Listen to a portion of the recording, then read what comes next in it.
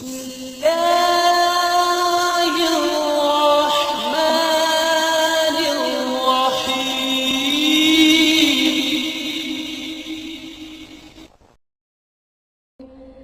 إن الذين قالوا ربنا الله ثم استقاموا تتنزل عليهم الملائكة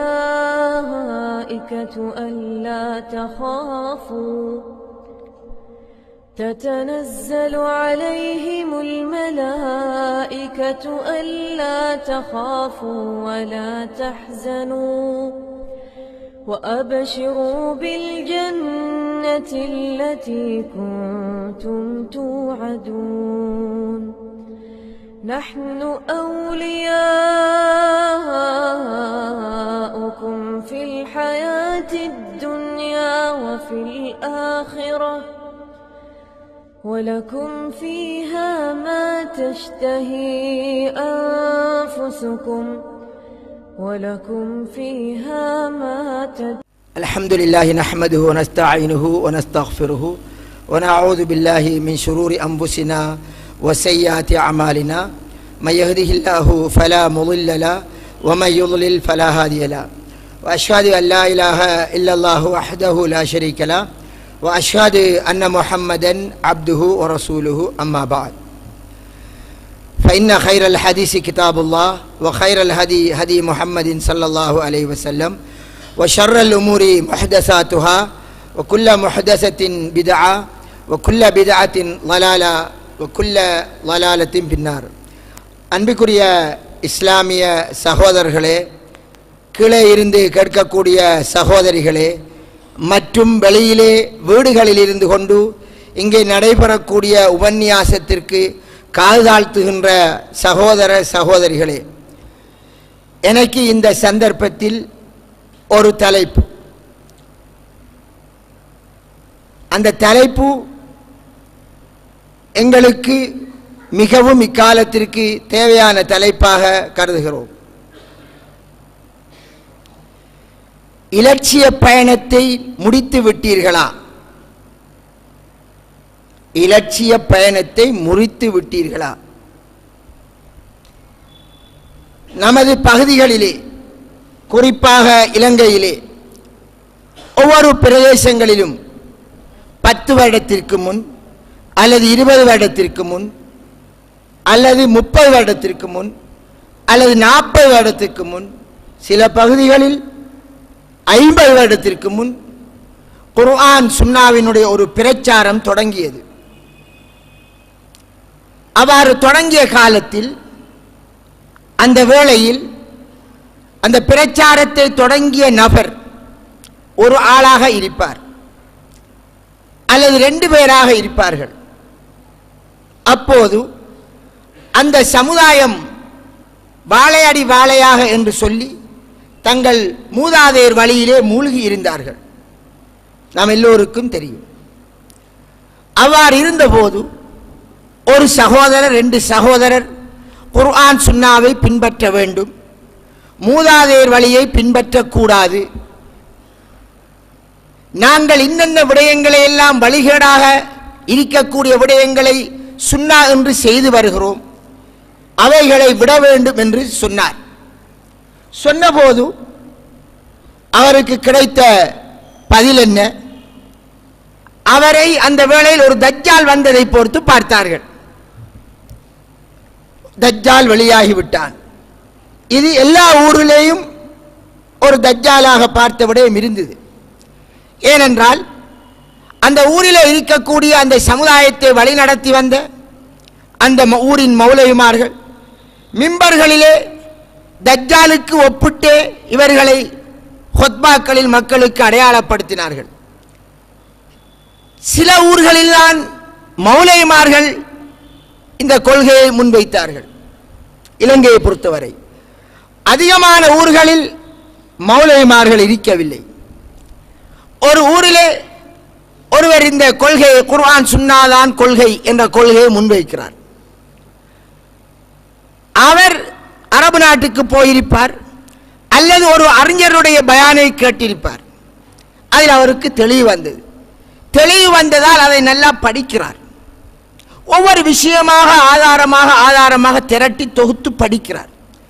படித்து அவர் மௌலவி இல்லாமல் இருந்து கொண்டு அதை அந்த ஊரில் சொல்லும் போது அவரை எப்படி பார்த்திருப்பார்கள்? ஒரு மௌலவிக்கே தஜ்ஜால் வெளியாகிவிட்டான் என்று சொன்னான். எங்களுக்கெல்லாம் நாங்கள் மௌலவிமார், இந்த ஊரில் சாதாரணமாக தஜ்ஜால் வெளியாகிவிட்டான் என்று சொல்லி நோட்டீஸ் அடித்து ஊரெல்லாம் கடையெல்லாம் கொடுத்தார்கள். அது மௌலவி. ஒரு மௌலவி விவாதத்துக்கு வாருங்கள் என்று கூப்பிடுகிறார், நோட்டீஸ் அடிக்கிறார். இப்படியானவருக்கே எதிராக தஜ்ஜால் என்று சொன்னால் எத்தனை ஊர்கள் இலங்கையிலே சாதாரண அரபு தெரியாத பாமரன் அவன் குர்ஆன் சுன்னாவின் சரியான கருத்தை விளங்கி எடுத்து சொல்ல போது அவனை எப்படி நோக்கியிருப்பார்கள்? உண்மையான ஒரிஜினல் தஜ்ஜால் மாதிரித்தானே நோக்கியிருப்பார்கள். அவனுக்கு எதிராக எவ்வளவு பிரச்சாரம். இந்த வேளையில் அன்றைய சகோதரர்கள் என்ன செய்தார்கள்? ஊர் எதிர்க்கிறது. போகின்ற போதெல்லாம் அந்த காலத்தில் நபிமார்கள் ஒரு சமுதாயத்திலே பிரச்சாரம் செய்கின்ற போது அந்த சமுதாயம் என்ன செய்யும்? ஈமான் கொண்டவர்கள் போகும்போது நக்கல் அடிப்பார்கள், காரி துப்புவார்கள், சில வேளை கல்லறிவார்கள். எல்லாத்தையும் விட கஷ்டம் மனிதனுக்கு அந்த வார்த்தையால் அவனை கொச்சைப்படுத்துவது. அதே மாதிரி இந்த சமுதாயத்திலும் நடந்து கொண்டிருக்க அதையெல்லாம் தாங்கிக் கொண்டு பலர் போராடி ஒவ்வொரு ஊரிலேயும் ஆரம்பத்தில் ஒரு வீட்டிலே நிகழ்ச்சி நடத்தியிருப்பார். அந்த வீட்டிலே நிகழ்ச்சி நடத்துகின்ற போது அவருக்கு கல்லறி விழும். நானும் சில ஊர்களிலே பயான் நிகழ்ச்சிகளுக்கு போய் அந்த ஊர் சகோதரர்கள் ஏற்பாடு செஞ்சு நிகழ்ச்சி செய்கிற போது கல்லறி வந்திருக்கிறது, இடையில வந்து குழப்பினதுகள் இருக்கிறது. இதெல்லாம் சாதாரணமாக எல்லாரும் ஊர்களில் நடந்திருக்கும். சகோதரர்களே, இவ்வாறு அவர்கள் கஷ்டத்தை தாங்கி, அதிலும் குறிப்பாக என்ன கஷ்டம்? ஊரெல்லாம் ஒரு பக்கம் இருக்க இவர் மட்டும் ஒன்றை சொன்னால் முதலாவது குடும்பத்திலே அவரை கழித்திடுவார்கள். உம்மா முதலாவது கழித்திடுவான். நம்முடைய தாய்மார்களின் உள்ளங்களிலே உள்ள எல்லாம் என்ன பாருங்கள், இந்த அவுலியாவுக்கு ஏசுகிறானே என்றுதான் சொல்வார்கள். தாயே அவுலியாவிடம் கேட்காதே, அல்லாவிடம் கேள் என்றால் அவுலியாவை கொச்சப்படுத்தி விட்டார் என்று தாய் அவரை ஒதுக்கிடுவார். குடும்பம் ஒதுக்கும். இப்படியெல்லாம் ஒதுக்குகிற போது தடம் புரளாமல் வீரமாக இருந்து ஒன்று ரெண்டு பேர் போராட அந்த வீர போராட்டத்தின் பின்னணியில் ஒவ்வொரு ஊரிலேயும் இன்று பள்ளிகள் வளர்ந்தது. வீட்டிலே நிகழ்ச்சி நடத்தினார்கள், ஆங்காங்கே சிறு சிறு மேடைகள் போட்டார்கள், இடமில்லாமல் அங்கும் இங்கும் குந்தி எழும்பினார்கள், விரட்டப்பட்டார்கள், போலீஸ் ஸ்டேஷன் என்று ஏறினார்கள், இறங்கினார்கள். பின்னர் தமக்கென்று பள்ளிவாசலிலே பயானுக்கு இடமில்லை என்பதால் இறுதியாக நமக்கு ஒரு இடம் வேணும் என்று தனியாக பள்ளியை கட்டி மார்க்க நிகழ்ச்சியை ஆரம்பித்தார்கள்.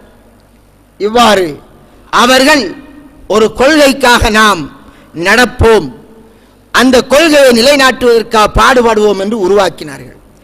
இவ்வாறு தான் ஒவ்வொரு ஊரிலேயும் உருவாக்கப்பட்டது. இவ்வாறு உருவாக்க கடைசியாக எப்படி வந்துவிட்டது? பள்ளியை கட்டிவிட்டார்களா? அது ஜும்மாவை ஆரம்பித்து விட்டார்களா? பள்ளி வாயிலில் வாராந்தம் அல்லது மாதாந்தம் ஒரு நிகழ்ச்சி நடத்தி விட்டார்களா? எல்லோரும் வாராந்தம் அந்த பயானுக்கு வருகிறார்களா சம்பந்தப்பட்டவர்கள்?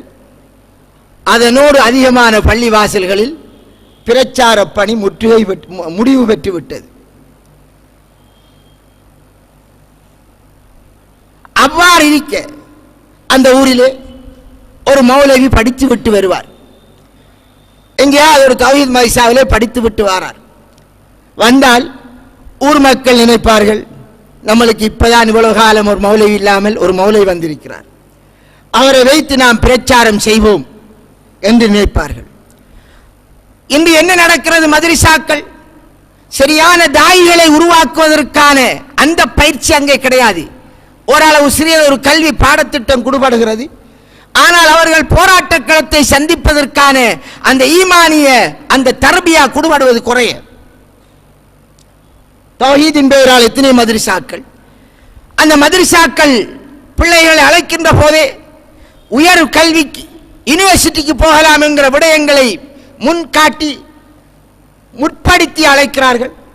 பிள்ளைகள் போகின்றார்கள்.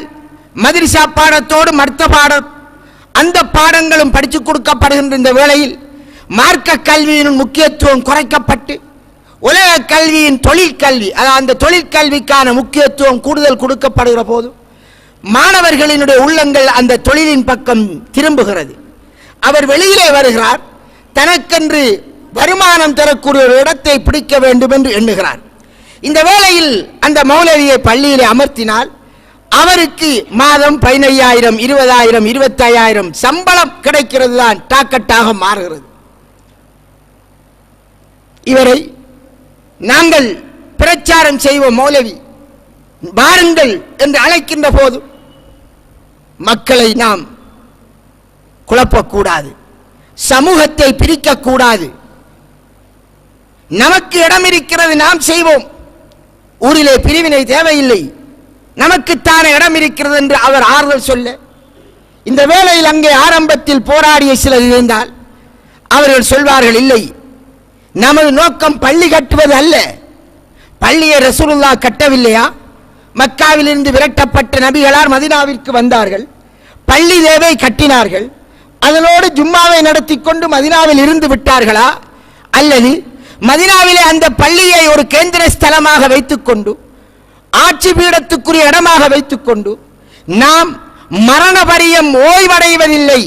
அலைகள் எவ்வாறு ஓயாதோ கியாம நாள் வரை, நாம் மரணிக்கும் வரை நமக்கு ஓய்வு இல்லை என்று நபிகளார் நாளாந்தம் நாளாந்தம் சிந்தித்து நம்மை அண்டியுள்ளவர்கள், நம்மளை தூரத்தில் உள்ளவர்கள், நம்மளுக்கு அப்பால் கடல் கடந்து இருப்பவர்கள் என்று கற்பனையில் அவர்களை ஆய்வு செய்து எடுத்து ஒவ்வொருவருக்கு நமது தூது செய்தி போக வேண்டும் என்பதற்கான வழிவகைகளை தொடர்ந்து முயற்சி செய்து நபிகளார் கொண்டு போனார்களா என்று பார்க்கிற போது அங்கே ஆரம்பத்தில் கஷ்டப்பட்ட 1-2 பேர் இருந்து நாம் ஓய்வடைபவர்கள் அல்ல, முன்னிறுத்துவோம் என்றால்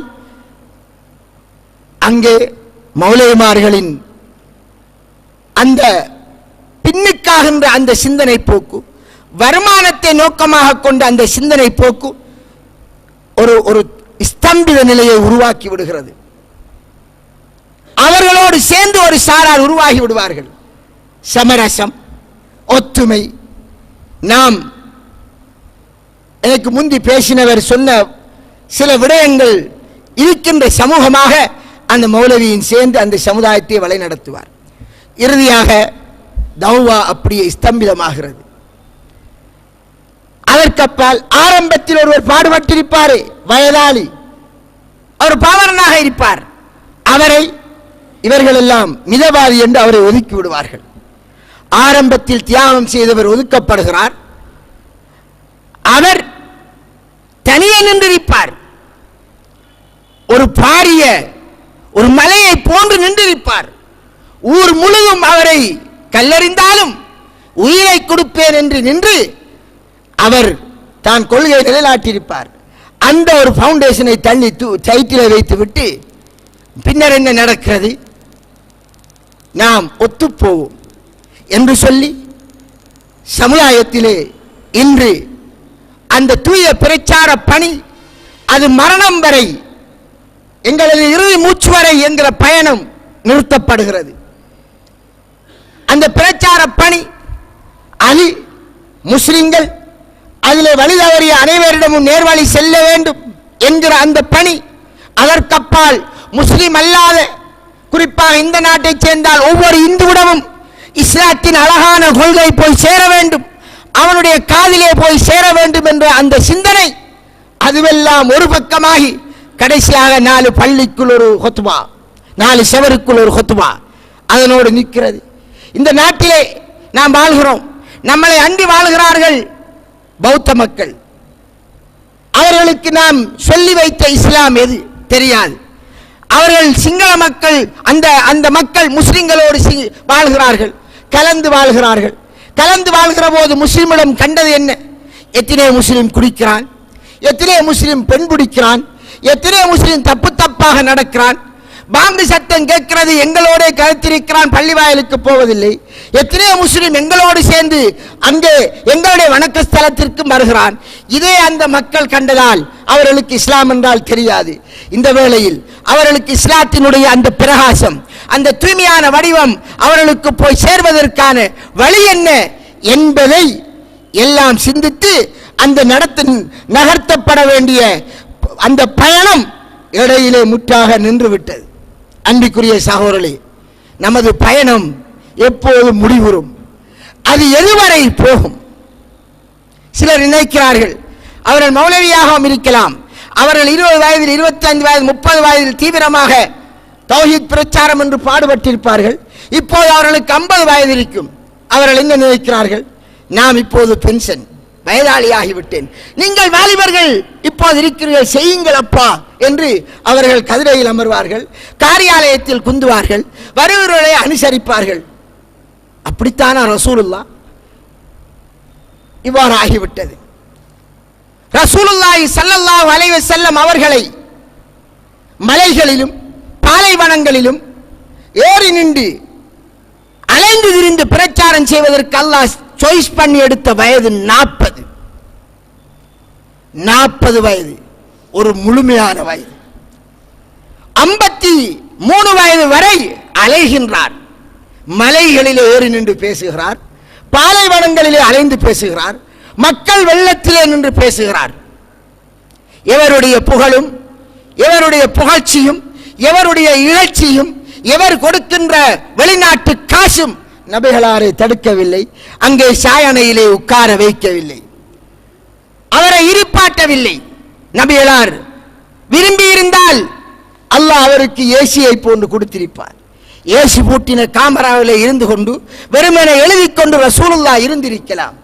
அவர்கள் என்ன செய்கிறார்கள்? 50 வயது தாண்டி விட்டதா, 53 வயது தாண்டி விட்டதா, மதீனாவுக்கு போய்விட்டார்கள். 55 வயதாகின்றது, யுத்தம் கடமையாக்கப்படுகின்றது. அதற்கு பின் 8 யுத்தம் அல்லது அதைவிட கூடுதலாக களத்திலே இறங்கி தான் ஒரு கொமாண்டராக இருந்து கொண்டு யுத்தத்தை வழிநடத்தினார் அருமை ஸல்லல்லாஹு அலைஹி வஸல்லம். இஸ்லாத்திலே, இஸ்லாமிய அழைப்பு பணியிலே, இஸ்லாம் எங்களுக்கு தந்த கொள்கை அழகான இந்த மார்க்கம், சாந்தி சமாதான மார்க்கத்தை நிலைநாட்டுவதில் நிலைநாட்டுபவர்களுக்கு பென்ஷன் கிடையாது. ஓய்வு பெறுவதற்கான டைம் மரண நேரம்தான். அன்று பொடியனாக பாடுபட்ட எத்தனையோ பேர் பள்ளிக்கு தலைவரானார்கள். அவர்கள் இப்போது இருக்கிறார்கள், கதிரையில் இருக்கிறார்கள் தலைவர். இதுவல்ல, பாமரர்கள் இருக்கலாம், மௌலைமார்கள் என்று உலமாக்கள் என்பவர்களும் உட்கார்ந்து விடுகிறார்கள். சகோதரர்களே, ஒருவர் படிக்கிறார் படிக்கிறார் படிக்கிறார் படிக்கிறார், 1000 PhD செய்யலாம், பெரும் பெரும் சயின்டிஸ்ட் ஆகலாம். எவ்வளவு ஆனாலும் பிரச்சார பணியின் முறை நபிகளார் காட்டிய முறையில் தான்.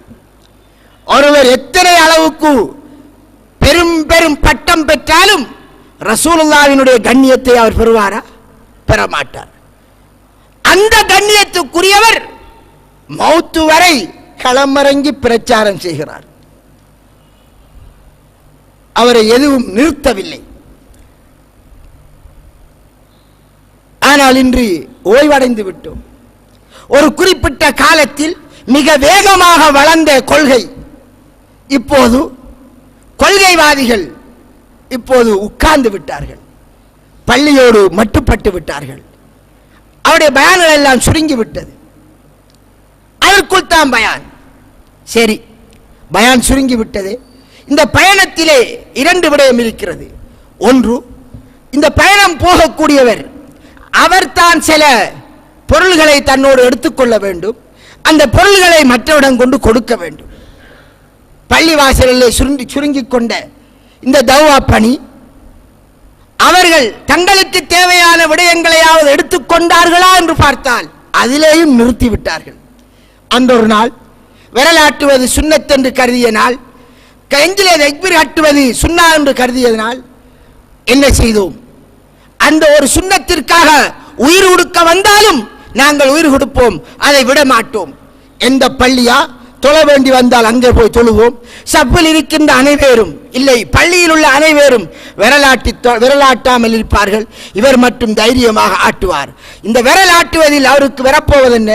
தொழுகையிலே சிலருக்கு அடி, சிலருக்கு தொழுகை முடிந்ததும் அடி, சில ஊர்களிலே அது ஷூட்டிங் வரப்போனது, ஆனால் சில ஊர்களிலே உயிர் போனது. இப்படியெல்லாம் சில ஊர்களிலே விரல் முறிக்கப்பட்டது. சுன்னத்து விரலாட்டுவது இருக்கா இல்லையான்றது வேறு விடயம். அதை சுன்னத்தென்று கருதியதால் சுன்னாவை எவருக்கா விடமாட்டேன் என்று கொள்கையிலே இருந்தவர்கள் எல்லாம் இப்போது விரலாட்டுவது அது 1 என்றால் 1 வீதம் என்றால் 100 வீதமான விடயங்களை எல்லாம் அவர்கள் விட்டு விட்டார்கள். அன்பிற்குரிய சகோதரி, பெரும் பெரும் விடயங்கள் எல்லாம் சிறுசாக ஆகிவிட்டது. எங்களுடைய பயணம் இடையிலே நின்று விட்டது. எங்கள் லட்சியம் முடிந்து விட்டது. லட்சியம் என்ன?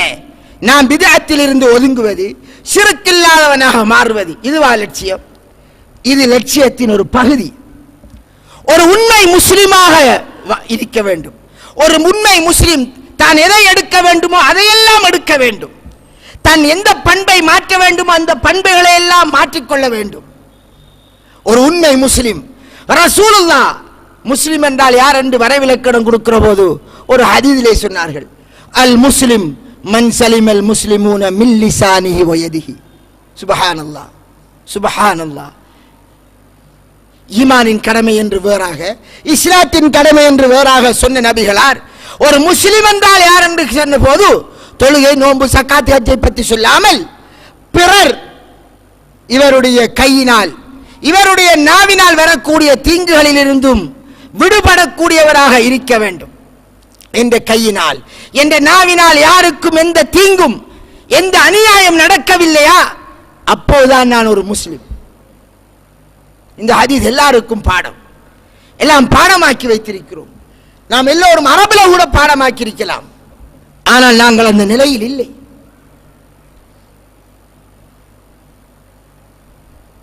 ஐம்பது வருஷமாக தௌஹீத் பேசுகிறார்கள், லட்சியம் பேசுகிறார்கள். இன்றும் அவர்களுடைய வாகனம் பினான்சிலே ஓடுகிறது. வட்டியோடு சம்பந்தம், கொஞ்சம் என்றால் கிரெடிட் கார்டு பாஸ் ஆகிறது. நீங்கள் கிரெடிட் கார்டு எடுக்கின்ற போதே எப்படி எடுக்கிறீர்கள்? காசு கட்ட தாமதமானால் வட்டி கட்டுவேன் என்று சைன் வைக்கிறீர்கள். அதுவே ஹராம். மொத்தத்தில் கிரெடிட் கார்டு பாவிக்க இயலாது. ஏன்? நீ வட்டி கொடுப்பேன் என்று சிக்னேச்சர் வைப்பதால் அந்த ஒப்பந்தம் செய்ய இயலாது. கேஷ் கார்டு என்பது வேறு விடயம். வட்டி கட்டுவேன், உங்களுடைய நோக்கம் இருக்கும் காசை கொடுத்து விடுவோம் என்று. ஆனால் அந்த கார்டை தருகின்ற போதே அவனிடத்தில் ஒரு சிக்னேச்சர் வைக்க வேண்டி வருகிறது. எப்படி மாறிவிடுகிறார்கள்? அன்பிற்குரிய சகோதரர்களே, எங்களிடத்தில் வர வேண்டியது நிறைய சொல்லப்படுகிறது. ஒரு சிலரை எடுத்துக்கொண்டோம், பலரை விட்டு விட்டோம். எங்களுடைய பிரயாணம் நின்று விட்டது. எங்களுடைய பிரயாணம் எங்கே போய் முடியும்? சொர்க்கலோகம். அதனால்தான் எங்களுடைய சமுதாயம் எல்லோரும் வழியாறி போயிருக்கிறார்கள் என்று நினைத்துக்கொண்டு தன் தாய், தகப்பன், உறவுகள் எல்லாரையும் விட்டு நாம் ஒதுங்கி அந்த காலத்தில் நான் தனியாவது சொர்க்கம் போவேன், இவர்கள் எல்லோரும் 72 கூட்டத்தினர் சார்ந்தவர்கள் என்று நாம் ஒதுங்கினோம். என்று சொர்க்கம் போவோம் என்று தொடங்கின நாம், சொர்க்கம் போவதென்றால் வெறும் தௌஹீது கொள்கை இருந்தால் போகும் என்று எண்ணி எங்களுடைய பிரயாணத்தை நிறுத்தி கொண்டோம். சகோதரர்களே, ஒருவன் தொழுகிறான், நோன்பு பிடிக்கிறான், சரியான அகீதாவிலே இருக்கிறான். அதே நேரம் எனக்கு உரிமை இல்லாத ஒரு 100 ரூபாயை இன்னொருவரிடமிருந்து நான் எடுத்தேன், அநியாயமாக எடுத்தேன், அல்லது லஞ்சமாக எடுத்தேன், அல்லது உரிமை இல்லாமல் வேறு ஏதோ ஒரு வழியில் எடுத்தேன். எனக்கு மறுமையில் கிடைக்கப் போவது என்ன? நரகலோகம். அதை நாங்கள் செய்கிறோம். நான் அறிந்தவரை சுமார் 25 வருடமாக, உங்களுக்கு என்னை தெரியாமல் இருக்காது, சீதனத்தை பற்றி நான் தொடர்ந்து பேசுகிறேன், வாரிசுரிமையை பற்றி பேசுகிறேன். ஏன் பேசுகிறேன்? சூரத்து நிசாவிலே 11ஆம் வசனத்தில் அல்லாஹ் தெளிவாகத்தான் சொன்னான், தெளிவாகத்தான் சொல்கிறான். சொத்து இப்படித்தான் பிரிக்க வேண்டும். யூசிக்குமுல்லாஹு ஃபீ அவுலாதிக்கும் லிஸ்ஸக்கரி மிஸ்லு ஹல்லில் உன்சையைன். உங்களுடைய பிள்ளைகள் விடயத்தில் அல்லாஹ் கட்டளையிடுகிறான், ஒரு ஆணுக்கு 2 பிள்ளை பெண்ணின் பங்கை போன்றது உரிமையானது. அல்லாஹ் சொல்கிறான். 1 ஒலி அபவைஹி குல்லி வாஹிதி மின்ஹுமா சுதுஸ். ஒருவர் மரணித்து விட்டால், எனது தாயும் தகப்பனும் இருந்தால் அவர்களுக்கு ஒவ்வொருவருக்கும் என் சொத்திலிருந்து 1/6 1/6. 50 வருஷம் ஆகிவிட்டது. தௌஹீதிலே நாம் பழுத்தவன் என்கிறோம். எத்தனை பேர் இந்த வசனத்தை நடைமுறைப்படுத்தி இருக்கிறோம். ஆனால் நாங்கள் என்ன செய்கிறோம்? கல்யாணம் பெறுகிறது, மகள் பொம்பளை பிள்ளை பிறந்து விட்டால் இந்த பிள்ளையை கரையேற்ற வேண்டும் என்பதற்காக நாங்கள் சில வேளை தௌஹீத் பள்ளியின் தலைவராக இருப்போம். அல்லாஹ்வின் சட்டத்தை தள்ளி வைக்கிறோம். அதை பேசுகின்றதை மௌலை வந்து பேசினால் நமக்கு சிக்கலாகிவிடும் என்று கருதி சில பள்ளி வாயில்களில் என்னையே தடுத்தார்கள். மௌலவி, நீங்கள் அந்த தலைப்பு பேச வேண்டாம். பாருங்கள், அன்று ஊரெடுத்தாலும் பரவாயில்லை நான் விரலாட்டுவேன், ஊரெடுத்தாலும் பரவாயில்லை என்னை தஜ்ஜால் என்று காரி துப்பினாலும், நான் என்னை குடும்பம் ஓரம் தள்ளினாலும் என் கொள்கையில் உறுதியாக இருப்பேன் என்று சொன்னவர்கள் இப்போது பொருளாதாரத்தில் பிறருக்கு சேர வேண்டிய சொத்துகள் அல்லாஹ்வின் சட்டப்படி சேர்வது என்ற விடயத்தில் தங்களின் சுய விருப்பத்தை தேடுகிறார்கள், சுயநலங்களின் பக்கம் போகிறார்கள். கொள்கை மாறிவிடுகிறது. தனக்கு தோதான முறையில் பத்வா கொடுக்கக்கூடிய மௌலைமார்களை தேடுகிறார்கள். இன்று இலங்கையில் எத்தனையோ தௌஹீத் பள்ளியில் நமக்கு பயான் இல்லை. காரணம் என்ன? மௌலை, என்ன தலைப்பு பேச போகிறீர்கள்? நான் வாரிசுரிமையை பற்றி பேச போகிறேன். அதை மட்டும் பேசாதீர்கள் மௌலவி. ஏன்? சில மௌலைமாருக்கு விருப்பம் இல்லை. பதில் என்ன? சில மௌலைமாருக்கு விருப்பம் இல்லை. அப்படியா? உங்களுக்கு ஏற்ற மௌலைமார்களை வைத்துக் கொள்ளுங்கள். நான் யூத பாதிரிகளின் பாதை போன்று கிறிஸ்தவ பாதிரிமார்களை போன்று இருக்க விரும்பவில்லை. யூதர்கள் கிறிஸ்தவர்கள் அவர்களுக்கு தேவையானதை எடுத்தார்கள், அவர்களுக்கு மனதுக்கு பிடிப்பில்லாதை விட்டார்கள். அவர்களிலே பெரிய குடும்பம், நல்ல பெரிய வசதி படைத்தவர்கள், சமூக தலைவர்கள் ஒரு பிழை செய்தால் அவர்களுக்கு ஏற்ற மாதிரி பத்துவா, கீழுள்ளவர் என்றால் அவர்களுக்கு ஏற்ற மாதிரி பத்துவா கொடுத்தார்கள் அறிஞர்கள். அதை போன்று வராதா என்று தேடக்கூடிய ஒரு சமுதாயமாக மாறிவிட்டோம். இது என்னதற்காக தனிப்பள்ளி கட்டினோம் மறந்து விட்டார்கள். எதற்காக தனிப்பள்ளி வாசல்? குடும்பத்துக்கே ஒரு கல்யாணம், சொந்த தங்கச்சியின் மகள கல்யாணம் நடக்கிறது. இவர் ஒரு பெரிய ஒரு தௌஹீத் பள்ளிவாசல் நிர்வாகியாக இருப்பார், நிர்வாக உறுப்பினராக இருப்பார், அல்லது சில நேரம் மௌலவியாக இருப்பார். போகின்ற இடமெல்லாம் சண்டை பிடித்துக் கொண்டு வருவார். நான் கத்தச்சோறு சாப்பிட மாட்டேன். சில வேளை தங்கச்சின வீட்டிலிருந்து கத்தச்சோறு வந்திருக்கும், அதை திருப்பி அனுப்பியிருப்பார். இப்படியெல்லாம் இருந்தவர் சீதன கல்யாணமா? சீதனம் என்றால் என்ன? அதை நான் சொல்லி உங்களுக்கு விளங்கப்படுத்த தேவையில்லை, உங்கள் எல்லோருக்கும் தெரியும். வீடு கொடுத்தாலும் சீதனம், காசு கொடுத்தாலும் சீதனம், கார் கொடுத்தாலும் சீதனம். எதுவெல்லாம் அல்லாஹ்வுடைய சட்ட வரம்புகளை மீறி அங்கே மாப்பிள்ளை தரப்பு கொடுபடுகிறது எல்லாமே சீதனம் தான். எவ்வளவு பேசியிருக்கிறோம் உங்களுக்கு தெரியும். இப்போது இவ்வாறான கல்யாணம் என்ன செய்கிறார்? பரவாயில்லை, கோபிச்சுக் கொள்வார்கள், பரவாயில்லை கோபிச்சுக் கொள்வார்கள் என்று அந்த கல்யாணத்திலே கலந்து கொள்கிறார்.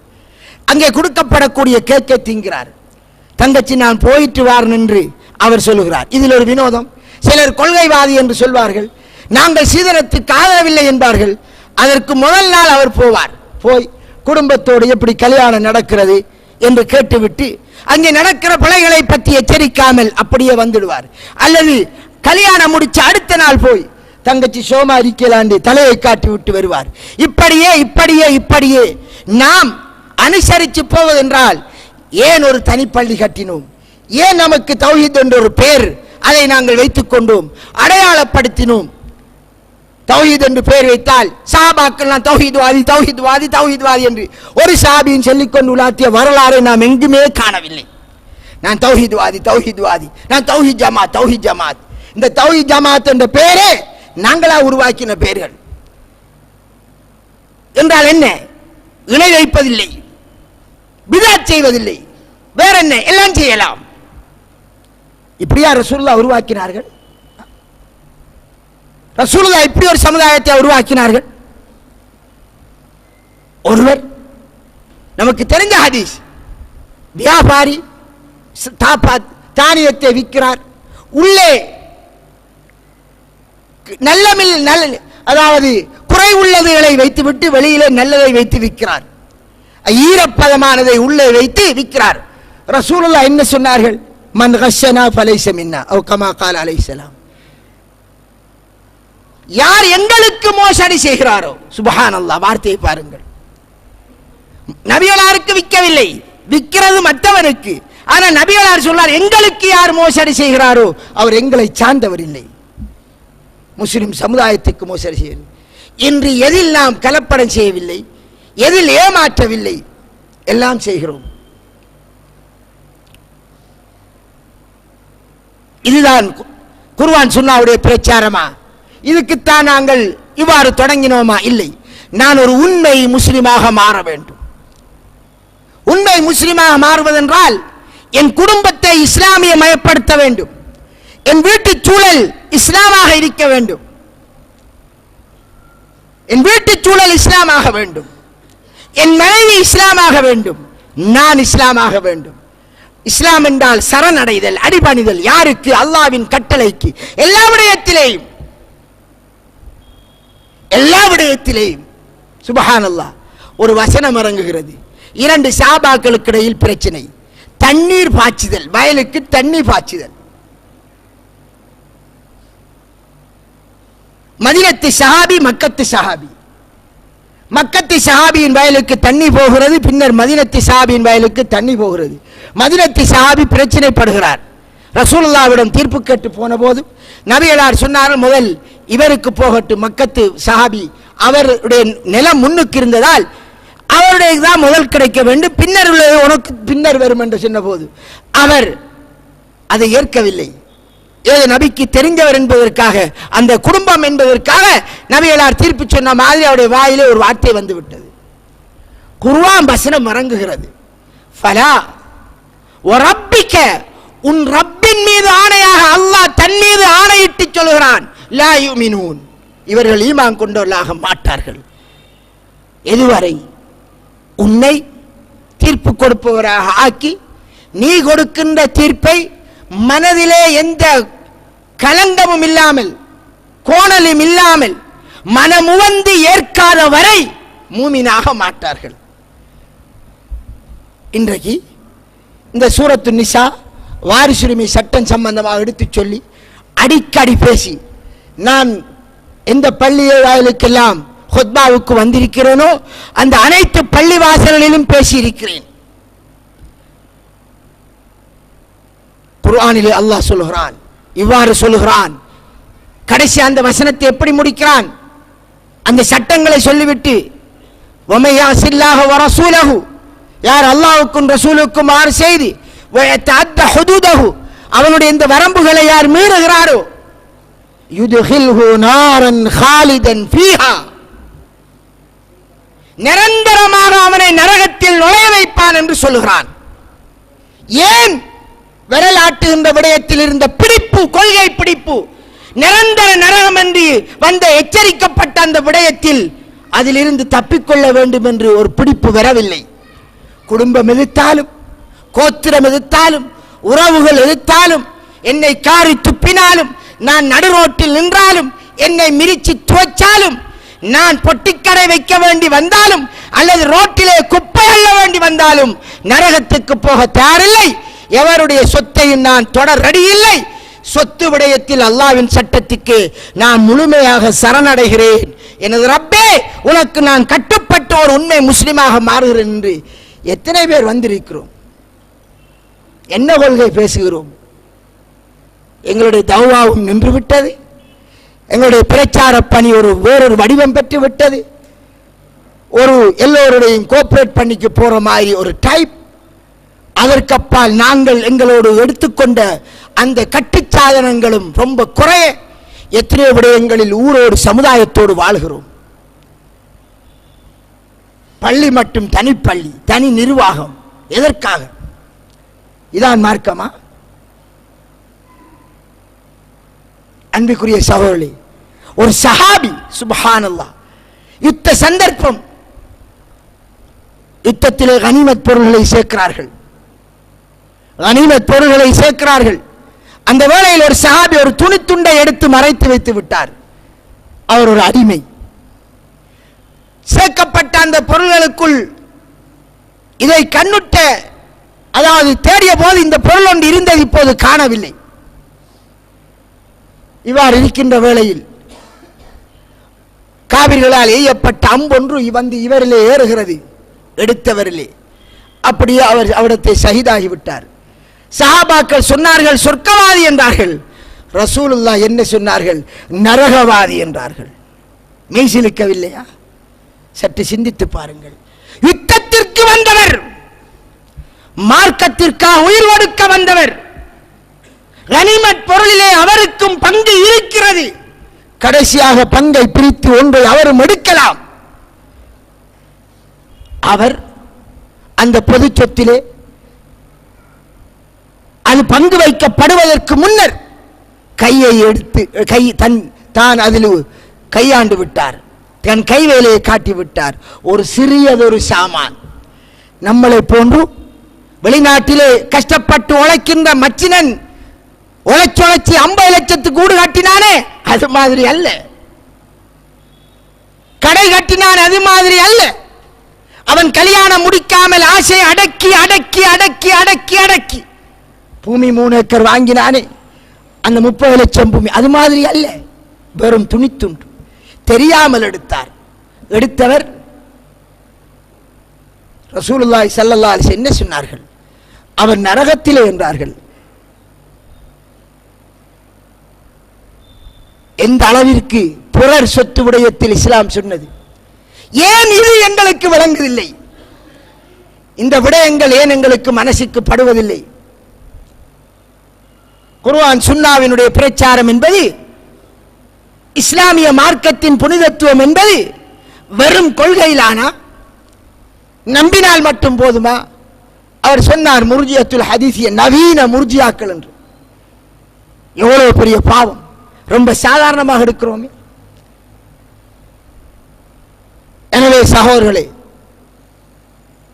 நாம் அதை தெளிவாக சொல்கிறோம்.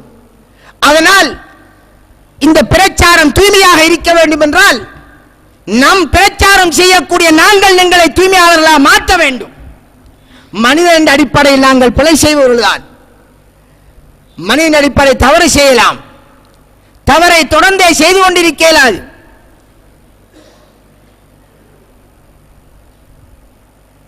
ஹராம் சாப்பிட மாட்டோம் என்றால் கட்டம் மட்டும்தான் ஹராமா? பன்றி இறைச்சி மட்டும்தான் ஹராமா? சீதனம் ஹராம் இல்லையா? காசு வாங்கினால் ஹராம் இல்லையா? ஊடுவளவு உன் மீது கடமையாயிருக்க பெண் தரப்பிடமிருந்து நீ வாங்கினால் ஹராம் இல்லையா? அது யாருக்குரிய சொத்து? அதிலே இன்று எத்தனை பேர் வாழ்ந்து கொண்டிருக்கிறோம். அதிலே நான் பேரப்பிள்ளை கண்டுவிட்டோம். நாம் மச்சினரின் வீட்டிலே, மாமனாரின் சொத்திலே அல்லது மாமியாவுக்கு சேர வேண்டிய சொத்திலே, யாருடைய சொத்திலே நாம் வாழ்வதால் அந்த சொத்துக்கு உரியவன் அவன் பல ஹராத்துகளை செய்கிறான். அவன் சொத்து அவனுக்கு சேராதால் அவன் கஷ்டப்படுகிறான். அவன் கஷ்டப்படுவதன் பின்னணியினால பாவங்கள் அனைத்தும் இவருக்கு வரும். நீ தௌஹீத்வாதி, அதனால் நீ எந்த குத்தம் செய்தாலும் பரவாயில்லை, போ சொர்க்கத்துக்கு என்று அல்லாஹ் அனுப்புவானா? சஹாபாக்களை விட நாங்கள் தூய்மையா? சஹாபாக்கள் இது ஏன் புரியவில்லை? ஆனால் நாம் சொல்கிறோம், மௌலைமார்களை விழிக்கிறோம். மௌலைமார்களை, பள்ளி நிர்வாகிகளை, அவர்களை அடுத்து கேட்கிறோம். உங்களது பள்ளி வாசல்களிலே லொத்தர் சீட்டிழுப்பு, அந்த சீட்டிழுப்பு சூது, அது சுரன்ற ஒரு மௌலவியை ஏற்றுவீர்களா? உங்கள் கண் முன்னே ஒரு மௌலவி சுரண்டுகிறார், அவரை மிம்பரில் ஏற்றுவீர்களா என்று கேட்டால் இல்லை, ஏற்ற மாட்டோம் என்கிறீர்கள். இன்னொரு மௌலவி அடிக்கடி ஓடி வாங்குகிறார், பேங்கிலே ஓடி, அவரை ஏற்றுவீர்கள் என்றால் ஏற்ற மாட்டோம் என்கிறீர்கள். அதே நேரம் பகிரங்கமாக பெண் தரப்பிடம் இருந்து வாங்கியிருக்கிறார், அவருக்குரிய வீடு, அவர் இருக்கின்ற வீடு வேறு யாருக்கு உரியது. அந்த வீட்டின் பெறுமதி 30 லட்சம், அவர் இருக்கிற காணியின் பெறுமதி 40 லட்சம், 70 லட்சம் ரூபாய் சொத்து. எவ்வளவு பெரிய தொழில் செய்யலாம்? யாருக்குரியது? மச்சினனுக்கு சேர வேண்டியது. அதில் அவர் 10 வருஷமா வாழ்ந்துகிறார், அனுபவிக்கிறார்.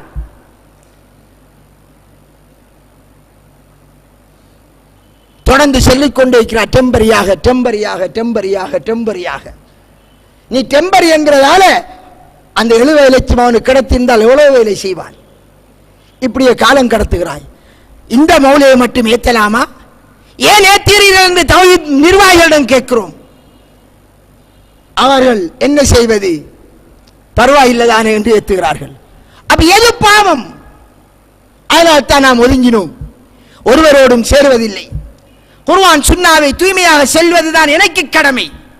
என்னில் பிழை இருந்தால் நான் அதை மாற்றிக்கொள்வது, பிழை செய்பவர்களோடு ஒத்துப்போவது அல்ல. அழைக்கிறார்கள், நீங்களும் பாருங்கள் என்று நாம் கூறுகிறோம். இவர்களை மாற்றிக்கொள்ள சொல்லுங்கள். அன்பிற்குரிய சகோதரர்களே, நமது பயணம் வெறும் நம்பிக்கையோடு நிற்பது அல்ல, நாம் மாற வேண்டும். அல்லாஹ்வை பயந்து கொள்ளுங்கள். திடீரென சுனாமி வந்தால் என்ன செய்தீர்கள்? கல்முனையில் வரவில்லையா? அக்கரப்பத்தில் வரவில்லையா? என் வீடு என் வீடு என் வீடு என் மனைவி வீடு அன்பு வீடு என்று வைத்திருந்தீர்களே, வீடை தலையிலே சுமந்து கொள்ள முடிந்ததா? டெம்பரியா ஹட்டில் இருந்தீர்கள் தானே. வாழ்க்கை ஓட்ட வேண்டும் என்றால் ஹட்டில் இருக்க முடியும் என்றால் மஸ்ஸர் மைதானத்தின் நரகத்தின் பயம் இருந்தால் ஏன் ஹட்டில் இருக்க இயலாது? ஏன் வாடகை வீட்டில் இருக்க இயலாது? தாய்க்குலமே, நரக நெருப்பின் சுவாலை ரொம்ப இனிப்பானதா? ரொம்பவும் உடலுக்கு ஆரோக்கியத்தை தரக்கூடியதா? கற்பனை பண்ணக்கூடாதா? ஏன் சிந்திக்காமல் இருக்கிறீர்கள்? எங்களுடைய பிரச்சாரம் ஒரு ஒரு ஒரு பியூரிட்டி, தூய்மை வடிவத்தை விட்டும் எங்கேயோ சென்று விட்டது. ஆனால் தான் நாம் சொல்லிக்கொண்டே இருக்கிறோம், நம்மை மாற்றுவோம், முதல் நாம் மாறுவோம், இஸ்லாத்தை பிராக்டிக்கலாக எடுத்து காட்டுவோம். ஒரு தௌஹீத் வாதி என்கிறோம், அது பிராக்டிக்கலில் வர வேண்டும். அவர்கள் உண்மை முஸ்லிம்கள், பொய் பேச மாட்டார்கள் என்று வர வேண்டும். இன்று ஒருவரிடம் காசு வாங்கினால், கடன் கேட்டால் அவர் என்ன கேட்கிறார்? தர முடியாதுங்கிறார். காசு இருக்கிறது ஏன் சொல்கிறார்? அவர் தௌஹீத்வாதி என்று இருப்பார், கொடுக்க இயலாதுங்கிறார். ஏன்? இவர் சொல்ல டேட்டுக்கு தரமாட்டார், ஏமாத்துவார் ஏமாத்துவார் ஏமாத்துவார் ஏமாத்துவார். ஒவ்வொரு சஹாபி, ஒவ்வொரு தாபியின், ஒவ்வொரு தாபியின் ஹதீஸ்களை அறிவித்தார்களே, அவர்கள் நாணயமானவர்கள். வாயிலிருந்து வருகின்ற வார்த்தைக்கு ஏற்ப உடல் இயங்குவோம். வாயிலிருந்து வருகின்ற வார்த்தைக்கு ஏற்ப உடல் இயங்கும். உடல் இயங்கினதற்கு நேர்பாடாக வாய் வார்த்தை வரும். இதுதான் உண்மை என்பது. உண்மையாளர்கள் இன்று யாரை நம்பி கொடுப்பது? தாடி வைத்திருந்தால் கொடுத்திடலாமா? ஹபாய் போட்டிருந்தால் கொடுத்திடலாமா? ஹபாய் தான் போட்டு வருகிறார்கள், தாடி தான் வைத்து வருகிறார்கள். நான் ஒரு வியாபாரம் செய்ய தொடங்கியதால் எனக்கு மக்களுடைய இந்த கொடுக்கல் வாங்கலில் எந்த அளவுக்கு நேர்மையா இருக்கிறாள் என்றது ரொம்ப புரிய வந்தது. அதற்கு முந்தி புரிந்து விட்டேன் என்றாலும் இன்னும் ரொம்ப புரிய வந்தது. எனவே நாங்கள் மாற வேண்டும். மாறினால்தான் நாங்கள் தனித்துவமாக பள்ளி கட்டினோம் என்பதில் நியாயம் இருக்கிறது. லட்சியமா அந்த லட்சிய பயணம் அது தொடர வேண்டும். பிரச்சார பணி அது ஓயாத அலை. 70 வயதாக இருக்கலாம், உன்னால் 2 பேருக்கு மார்க்க குர்ஆன் சுன்னாவை எடுத்துச் செல்ல முடியுமா? எடுத்துச் செல்ல வேண்டும். ஆரம்ப காலத்தில் எப்படி ஹதீஸை படித்தீர்கள்? சுப்ஹானல்லாஹ். அக்கரைப்பட்டில் இருந்தால் இந்த மெயின் பள்ளிவாசல் கட்டப்படுவதற்கு முந்தி ஆங்காங்கே வீடிலே, இந்த 2ஆம் குறிச்சியிலே ஒரு வளவிலே டென்ட் அடிச்சு, ஒரு ஹட் அடிச்சு தர்பியா நிகழ்ச்சி நடத்தினோம். ஒவ்வொரு கிழமை ஒரு சப்ஜெக்டை எடுத்து படிச்சு கொடுப்போம். ஆசையோடு படிக்க வந்தார்கள். இப்போது ஆசை கிடையாது, போய்விட்டது. படியுங்கள் என்றால் மௌலை சொன்னால் சரியாத்தானே இருக்கும், என்ன ஹுத்பாவிலே சொன்னார் என்று கேட்டுவிட்டு போகிறார்கள். இதா இஸ்லாம்? மௌலவி சொன்னால் சரியாத்தான் சொல்வார் என்று கண்மூடி பின்பற்றுவதுதான் அதுதான் மதுஹப். அவ்வாறு இருக்காதீர்கள். உங்கள் கண்களால் குர்ஆன் வசனத்தை பாருங்கள், இதோ தர்ஜுமத்துல் குர்ஆன் இருக்கிறது, உங்கள் கண்களால் ஹதீஸை பாருங்கள் என்று சொல்கிறோம். எத்தனை பேருடைய வீட்டிலே முழுமையான புகாரி ஹதீஸ் கிரந்த மொழிபெயர்ப்பை வாங்கி வைத்திருக்கிறீர்கள்? கையை உயர்த்துங்கள் என்று 1000 பேர் இருக்கக்கூடிய இடத்துல கேட்டால் 15 பேர் கை வைத்துகிறார்கள். வாங்கின அந்த புகாரியில் ஒரு ஜுஸ்வை நீங்கள் முடித்திருக்கிறீர்களா என்று கேட்டால் 15 பேரில் ஒருவர் சொல்ல நான் முடித்திருக்கிறேன். அதில் எத்தனை ஹதீஸ் ஞாபகம் இருக்கிறது? கொஞ்சம் ஞாபகம் இருக்கிறது. இதுவா தேவை? அறியாமையுடைய சமுதாயம் விழிப்படைந்து விட்டு மீண்டும் அறியாமையில் போய்க் கொண்டிருக்கிறோம். இல்லை, தேவை நான் நேர்வழியை புரிந்து நான் நேர்வழி நடப்பது. நான் நேர்வழியை புரிந்து நான் நேர்வழி நடப்பது. நேர்வழியை புரிவதென்றால் நான் மார்க்கத்தை படிக்க வேண்டும். மார்க்கத்தை படிக்க வேண்டும். எனக்கு தேவை என்றுதான் நான் படிக்கிறேன். முதல் நான் படிப்பது எனக்கு தேவை. நான் செய்கின்ற அமலிலே ஒரு பிழை செய்துவிட்டு படிக்காமல் செய்துவிட்டு அல்லாஹ்விடம் சொன்னால் அது எடுபடாது. பார்க்க வேண்டும். எத்தனை மசாயிலை தேடி வருகிறீர்கள்? கொடுக்கல் வாங்கலிலே என்னிடம் எத்தனை பேர் சட்டம் கட்டு வந்தீர்கள்? இல்லை, தொழுகையிலே, நோம்பிலே, ஹஜ்ஜிலே கேட்பீர்கள். ஹஜ் வருடத்தில் ஒரு தரம், ஆயுளில் ஒரு தரம், நோன்பு வருடத்தில் ஒரு தரம். அதற்காக எத்தனை சண்டை பிடிக்கிறீர்கள்? அன்றாட வாழ்க்கையில் நீங்கள் செய்கின்ற வியாபாரம், புகாரியிலே தனித்தனி பாடங்கள் தமிழிலே மொழிபெயர்க்கப்பட்டுள்ளது. எத்தனை பேர் படித்து செய்கிறீர்கள்? ஹராமான வியாபாரத்தை அறியாமையால் செய்கிறீர்கள். குர்ஆன் வெளிச்சமானது, தெளிவானது, தெளிவாக பேசிக் கொண்டிருக்கிறது. அந்த குர்ஆனுடைய பேச்சை கேட்க நாங்கள் ரெடி இல்லை. ஆனால் புறக்கணித்து விட்டு போகிறோம். வியாபாரத்தை கத்தறிந்து வியாபாரம் செய்வர்கள் எத்தனை பேர்? ஹராமான வியாபாரம் செய்கிறோம். எனவே சகோதரர்களே, நாங்கள் மாற வேண்டும். எல்லா ரீதியாகவும் மாற வேண்டும். அதுதான் இப்போது தேவை. வெறுமனே இந்த கூட்டம், இந்த தர்பியா நிகழ்ச்சி, நாங்களும் தர்பியா நடத்துகிறோம் என்கிற ஒரு தர்பியா கல்ல, இந்த ஜடவாதத்திற்கு நாம் ஒருபோதும் உடன்பாடு கிடையாது. நாம் மாற வேண்டும். என்னை மாற்ற வேண்டும். என் மனைவிக்கு நான் கொடுக்கும் சாப்பாடு நான் உழைச்ச சம்பாத்தியத்திலிருந்து போக வேண்டும். இதா தைன் தஃபா அஸ்இம்ஹா, நீ உண்டால் அவளுக்கு உணவளி. வபிமா அன்ஃபகு மின் அம்வாலிஹிம், அவர்கள் ஆண்களுடைய சம்பாத்தியத்திலிருந்து, சொத்திலிருந்து பெண்களுக்கு செலவழிக்கிறார்கள். இது அல்லாஹ் ஒரு ஆணுக்கு சொன்ன பண்பு. மனைவியின் சொத்து என்று உண்மையில் அவளுக்குரிய பங்காக இருந்தாலும் அதை நாங்கள் உண்டு அனுபவித்து வாழ முடியாது. அவளின் சொத்தை பாதுகாப்பதுதான் புருஷனின் கடமையை தவிர அவளின் சொத்தை அழிப்பது அல்ல. இதான் இஸ்லாம் சொன்னது. இதெல்லாம் மார்க்கம் தேவையில்லையா? நாங்கள் ஊரலகம் அதன் பாணியிலே போகிறோமா? போகலாம். எத்தனை நபிமார்கள் வந்தார்கள். ரசூலுல்லாஹ் சொன்னார்கள், ஊரில் தலையல் உமம், பல சமுதாயங்கள் எனக்கு எடுத்து காட்டப்பட்டது. ஒவ்வொரு உம்மத்துகள், ஒரு நபி சொர்க்கம் போகிறார், ஒரு நபி போகிறார், அவரோடு யாருமே இல்லை. அவர் எத்தனை வருஷம் பிரச்சாரம் செய்திருப்பார். ஒரு நபி போகிறார், அவருடைய கொள்கையை ஏற்றவர் ஒருவர் தான். அன்பிற்குரிய சகோதரர்களே, மனதிலே பதிய வையுங்கள்.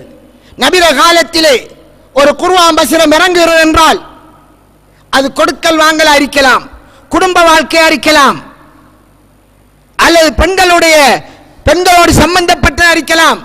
எதனோடு ஒரு வசனம் இறங்கினாலும் அன்றைய சஹாபாக்கள், அன்று அந்த ஊரிலே 10,000 பேர் இருந்தால் 10,000 பேரும் அந்த வசனத்தை நடைமுறைப்படுத்துவார்கள். அது பொருளாதாரமா, குடும்ப வாழ்க்கையா, உடனே அமல்படுத்துறதான் சேஞ்ச். அதற்குத்தான் அவர்கள் கொள்கை தௌஹீத் என்ற கொள்கையில் இறங்கினார்கள். ஷிர்க் பழமைவாத கொள்கையில் இருந்து விடுபட்டு ஒரு உண்மையான ஒருவனாக இறங்கினவர்கள் தங்களை அதற்கப்பால் ஒரு பிளாங்க் பேப்பராக, வெள்ளை பேப்பராக ஆக்கிக் கொண்டு நபிகளாரால் சொல்லப்படுகின்ற அந்த கிராஃபை அவர்கள் வரைந்தார்கள். வாழ்க்கையிலே யாரும் முரண்படவில்லை. முரண்பட்டவர்களுக்கு பேர் முனாஃபிக். அது வணக்க வழிபாடாக இருக்கலாம், கொடுக்கல் வாங்கலா இருக்கலாம். அதுக்குத்தான் நான் வசனம் ஒன்று சொன்னேன். ஒரு வயலுக்கு தண்ணி பாய்ச்சிற விஷயத்தில் வசனம் முரண்பட்ட போது அல்லாஹ் வசனத்தை இறக்கி விட்டான், மூமினாக மாட்டாள் என்று. அப்ப நாம் என்ன செய்யணும்? தௌஹீத்வாதி, சொர்க்கத்துக்கு செடிகள் எடுத்த மாதிரி. அல்லாஹு அக்பர்.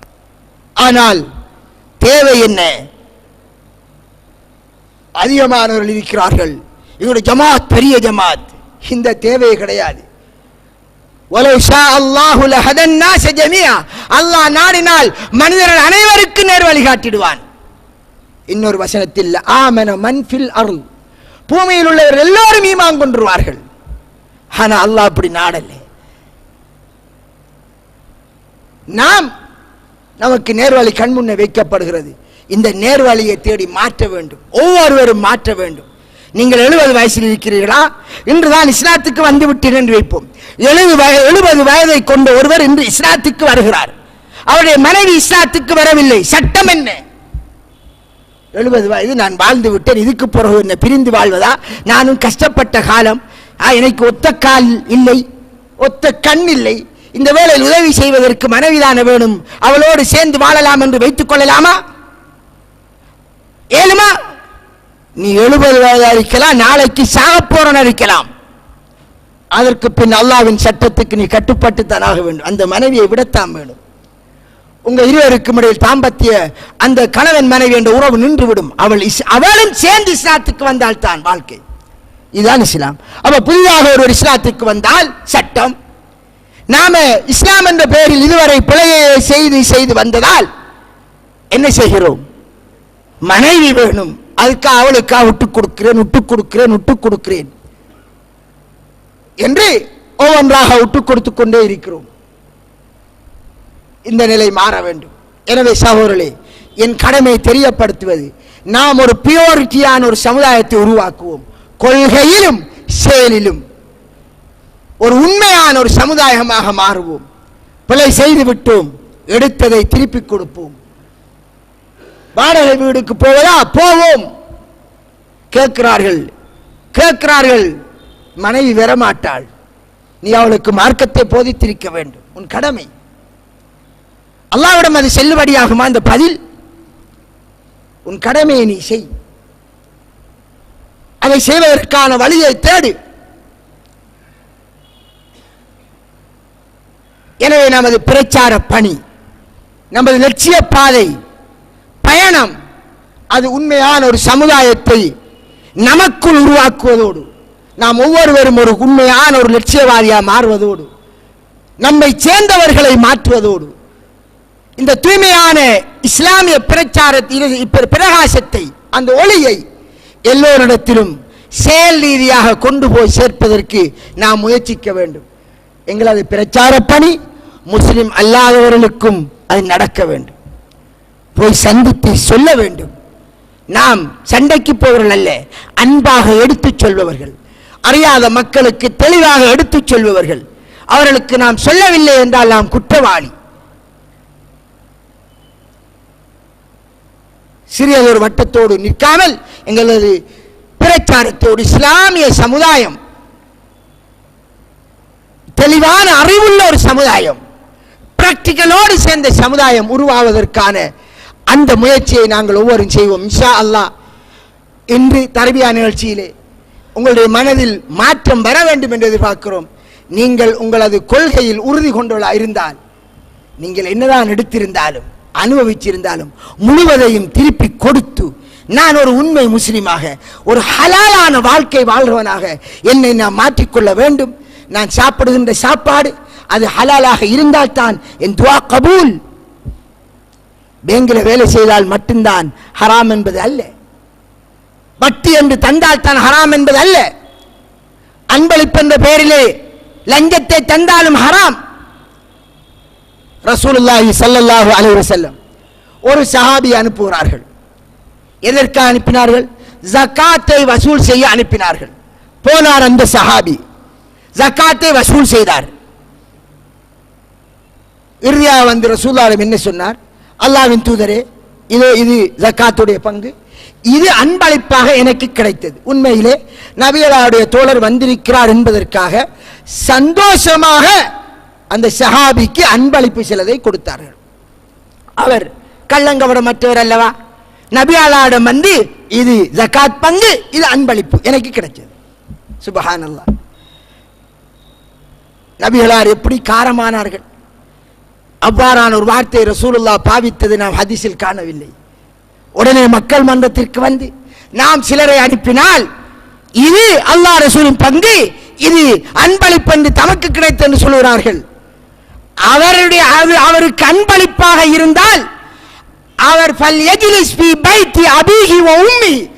உம்மா வாப்பாட வீட்டில் இருந்து பார்க்கட்டும், அவருக்கு வெறுதாண்டு பார்க்கட்டும் என்றார்கள்.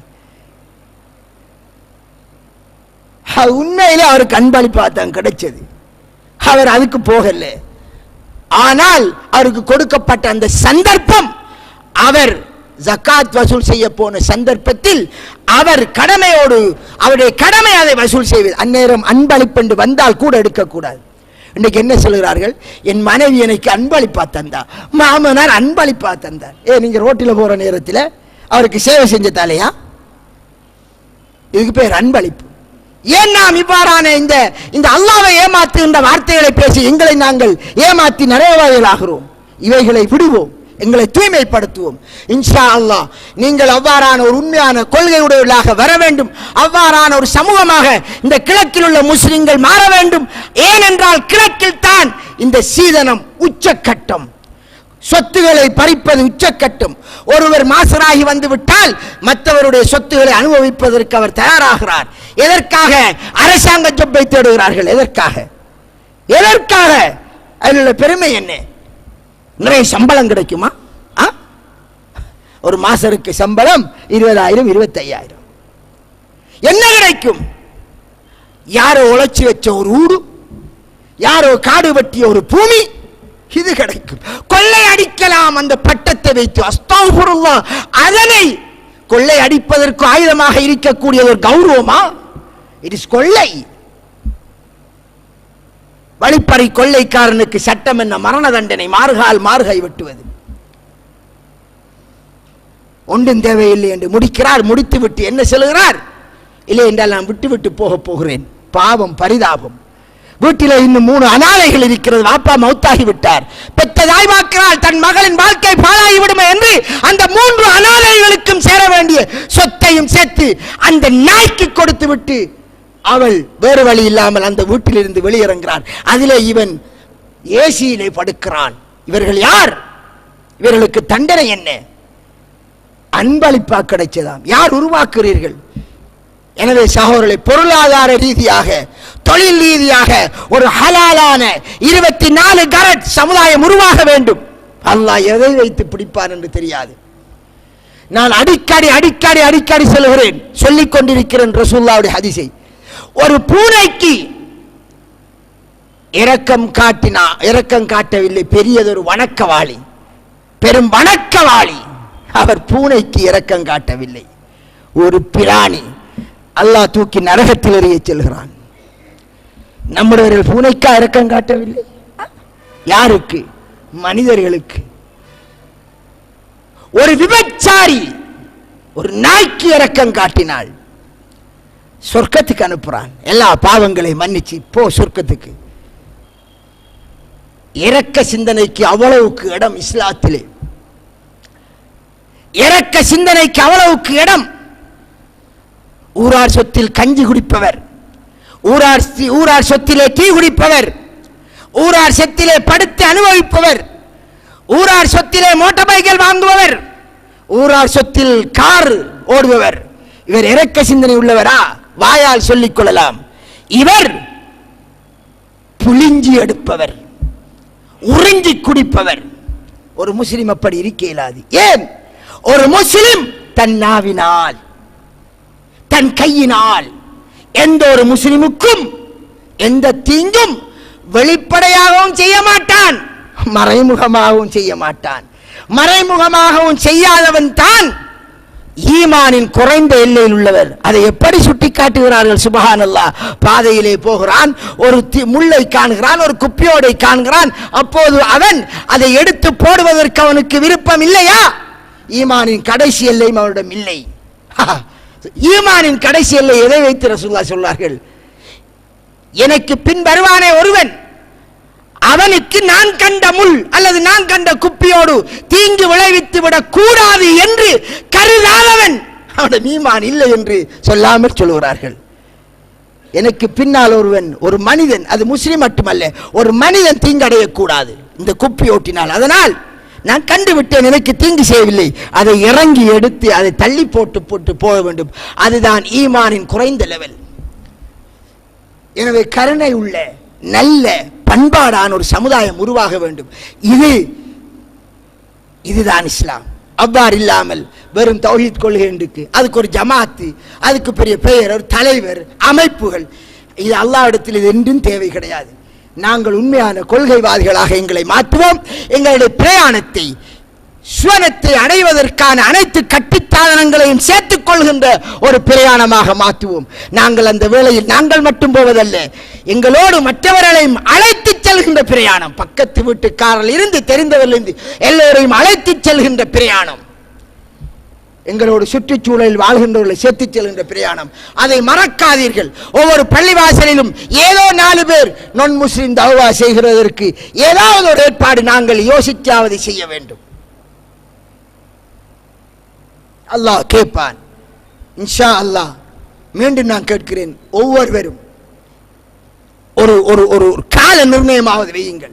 இந்த மாசத்திற்குள், இந்த ஒரு மாசத்திற்குள் நான் என்ன வழிபட்டாவது வெளியிறங்குவது, முதலாவது பொன்சாதிடம் போய் ஒப்படைப்பது, வாப்பாவிடம் சொல்வது, மாமனாரிடம் சொல்வது, உங்களுடைய சாமான இல்லை நான் தருகிறேன், தாரத்துக்கு முடிவெடுத்து விட்டேன், இதோ டிடி இருக்கிறது மாற்றியடுங்கள், இதோ இன்னும் இருக்கிற மாற்றியடுங்கள், நான் இப்போது வெளியிறங்க போகிறேன், ஒரு வீடை தேடுகிறேன், போகிறேன் என்று போய் சொல்லுங்கள்.